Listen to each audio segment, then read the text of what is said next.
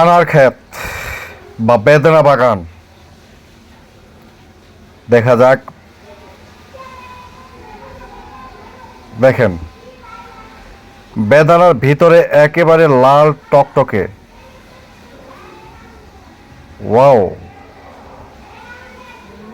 আর এই অরেঞ্জগুলোর দেখুন একবারে কি জুসি। আর একটা অর্ধেকটা